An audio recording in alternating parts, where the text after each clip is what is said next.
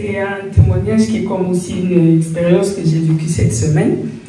Parce qu'avant, nous, on était dans une église avec les frères Sylvain, les sœurs Sylvie.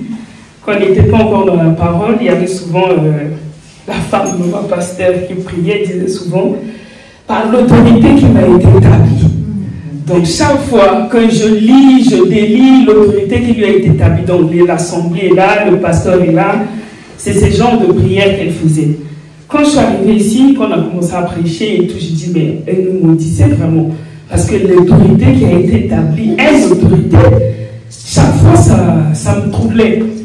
Et parfois, cette semaine, il y a des prières qu'on fait souvent. On fait des prières, parfois on ne voit pas l'impact de la prière qu'on fait.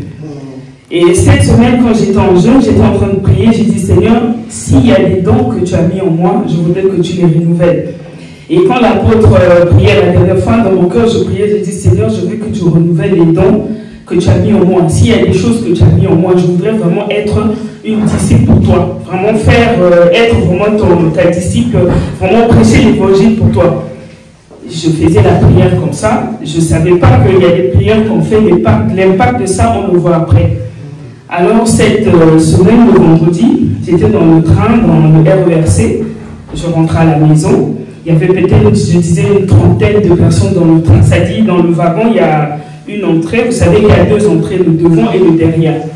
Et moi, j'étais assis derrière. Il y a des gens, des sœurs et des frères qui sont rentrés. Ils étaient, je crois, comme des Chinois, des Thaïlandais. Ils sont rentrés dans l'autre wagon, dans le même wagon, mais au premier. Moi, j'étais assis derrière. Ils ont commencé à distribuer des prospectus et tout. Venez à Jésus, vous tous qui avez vous tous qui êtes fatigués, chargés, vous trouverez du repos. Donc ils passaient dans le train, ils remettaient les prospectus. Alors il y a une, parmi eux, les frères et tout, qui a pris la parole et dit, oui, je ne vous dérange pas, je viens vous parler d'une personne, je sais que vous avez des problèmes, on est en Europe, mais il y a quelqu'un qui peut vous sauver. Si vous avez des problèmes d'argent, vous avez des problèmes de santé, il est là pour vous sauver, vous serez heureux, l'essentiel que vous l'acceptez. Je veux vous parler de lui, c'est Jésus. Maintenant, il y avait les gens dans le train de toutes sortes, quoi, c'est-à-dire blancs et tout. Ils parlaient comme ça, ils prêchaient. Alors là où j'étais, ça bouillonnait, ça chauffait en moi. J'ai dit, mais qu'est-ce qu'elle raconte? Elle dit, oui, si vous avez des problèmes, je vous dis, j'ai l'expérience, lui peut tout vous donner. Donc l'évangile de la prospérité, genre que quand tu viens chez Jésus, tout est bon. Alors là où j'étais, je me suis levé. J'ai dit, faux.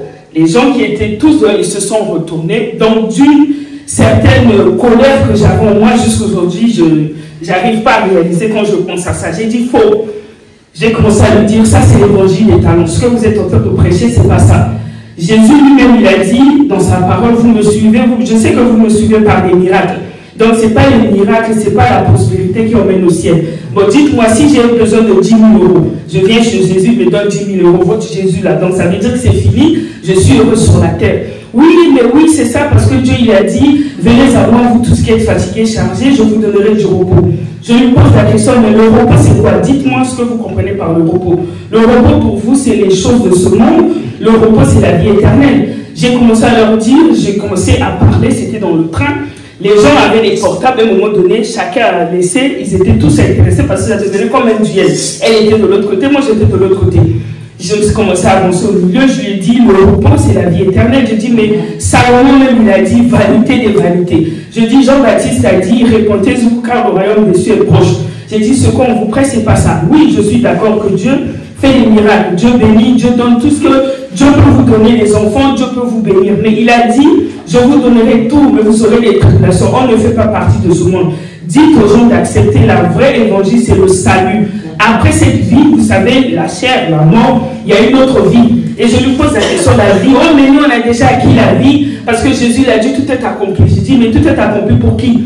Quand vous prêchez là, vous prêchez aux gens qui n'ont pas Jésus, vous avez déjà envie à Jésus. Je comprends que vous avez les ailes de l'évangile, mais vous devez être enseigné. Vous savez, l'évangile, c'est un songe. Il faut l'explication du songe.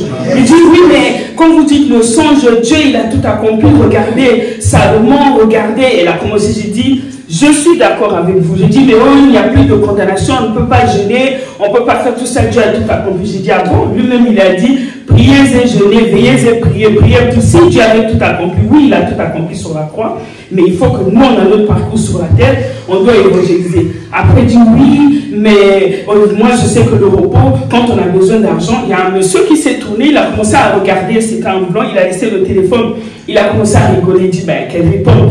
Donc, pour vous, l'argent, j'ai dit, non, je suis d'accord que Dieu peut donner l'argent, Dieu peut vous bénir, la bénédiction et tout, mais ne nous prêchez pas la bénédiction parce que c'est pas ça qu'on ira au ciel.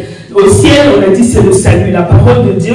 Dieu est dans la joie quand il y a une âme qui se répond. On n'a pas dit que Dieu est dans la joie parce que tu as eu des millions, tu as eu 10 euros. Ah, les gens commencent à dire, ah, elle est maman pasteur et tout. Je dis, non, je ne suis pas maman pasteur parce que je ne suis pas, c'est l'évangile. Je ne faisais que dire ça. L'évangile dit à l'heure, je ne suis pas maman pasteur, mais au moins, parce qu'il dit des choses. Là, le monsieur me dit, mais pourquoi vous avez l'air, vous brûlez, c'est comme si vous êtes en colère. J'ai dit, oui, quelque part, parce que mon père, le véritable, m'a laissé un testament. Moi, j'ai l'original du testament. Elle vient raconter ce qu'il n'y a pas écrit dans le testament de mon père. Il faut que je défende le véritable. Et le testament, c'est la Bible, c'est Dieu. Ils ont commencé à rigoler. Alors, elle avait les prospectus. La dame, le monsieur, il a jeté ce qu'il avait. Comme le train s'était arrêté à Tissimo, ils sont sortis. Ils ont tout abandonné. Les gens ont commencé à rire. Après, ah, donc vous êtes la femme du pasteur. J'ai dit, non, je ne suis pas la femme du pasteur, je suis disciple de Christ. Et quand je suis sortie, alors quelque chose me disait, tu as vu, tu peux parler de Dieu sans que personne, quand tu veux, poussé par l'Esprit de Dieu, que les gens parlaient de Dieu. J'ai dit, ah, donc quand les gens ils se mettent à parler de Christ, parfois je dis, comment ils ont ce courage. Maintenant, quelque chose me dit, oh, mais ce n'est pas la prière que tu avais fait. Je sors du train, je sors de la gare, je vois une voiture, c'était la voiture de la police nationale. Et j'avais les écouteurs, je dansais, ils se sont arrêtés. Mademoiselle, mademoiselle, je me retourne, je me dis, mais qu'est-ce qui se passe en vous? Vous allez gagner au loto? Je lui dis, oui, j'ai gagné au loto, vraiment une grande loterie illimitée. Mais donnez-nous un peu. J'ai dit, oui, la loterie, c'est Jésus. Je vais vous donner ce que j'ai. Il se retourne, il dit, mais les immigrés là, vraiment. J'ai dit, oui, moi, ma loterie, j'ai gagné, c'est Jésus. Je vais vous donner, vous voulez une partie? Après, ils me disent, mais Jésus là, donc ça fait tout. Je vous pose une question, vous respirez? Il dit, oui, nous on respire. Je dis, mais vous respirez par rapport à quoi? Il dit, l'oxygène. Je dis, par rapport à la science. Mais l'oxygène, dites-moi, comment ça fait que vous êtes devenu comme vous êtes? Ben, je suis né dans le ventre de ma mère. J'ai dit, oui, bon, vous étiez de l'eau, vous avez grandi 9 mois dans l'eau, vous êtes sorti. Pourquoi vous ne voulez pas accepter que Dieu existe? Même si vous refusez, vous savez qu'il existe.